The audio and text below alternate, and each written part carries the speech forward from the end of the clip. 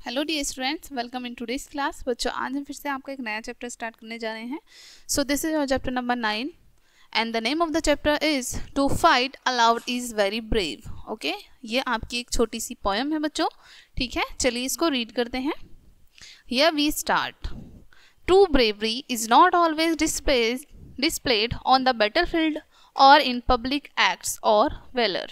ठीक है, यहाँ पर आपको बताया है जो सच्ची बहादुरता होती है, सच्ची बहादुरी जो होती है वो ज़रूरी नहीं कि बैटलफील्ड या फिर पब्लिक एक्ट ये लोगों के सामने ही दर्शाई जाए, उनको दिखाई जाए। ठीक है, it exist in the quieter internal struggles that individuals face with themselves. ठीक है, यानी कि ये एग्जिस्ट होती है, रहती है किसी भी इंडिविजुअल के फेस पर। ठीक है, उसके स्ट्रगल में शामिल होती है, इंटरनल स्ट्रगल में, आंतरिक स्ट्रगल में। ठीक है, ये शामिल हो सकती है।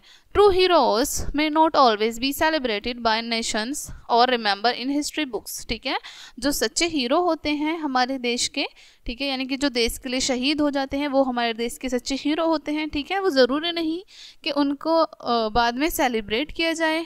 ठीक है, या फिर उनको हमारा जो नेशन है, हमारे नेशन में जो हिस्ट्री है वो उनको याद रखे। ठीक है, they may quietly face their challenges and in some cases even preach without any realizing the depth of their sacrifice। ठीक है, they may quietly face their challenges, यानी कि हो सकता है वो अपने challenges को स्वयं ही फेस करें। ठीक है, कुछ केसेस में ऐसा होता है कि वो अपने बलिदान की गहराई का एहसास कराए बिना भी मर जाते हैं। ठीक है, सो बच्चों, ये थी आपकी यहाँ पर थोड़ा सा इन्होंने स्टोरी के बारे में बताया है, सॉरी इस पोएम के बारे में बताया है।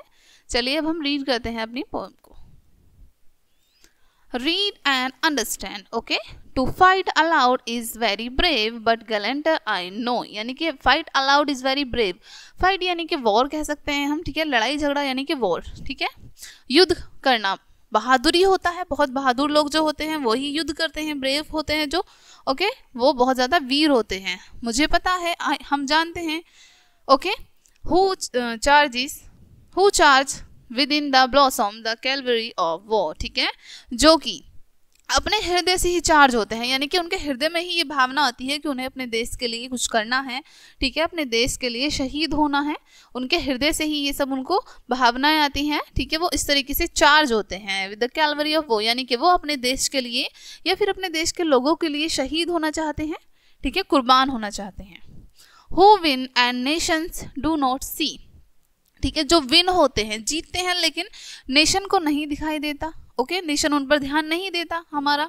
Who fall and none observe, यानी कि जो गिरते हैं और उन पर कोई ध्यान नहीं देता, कोई भी उन्हें ऑब्जर्व नहीं करता।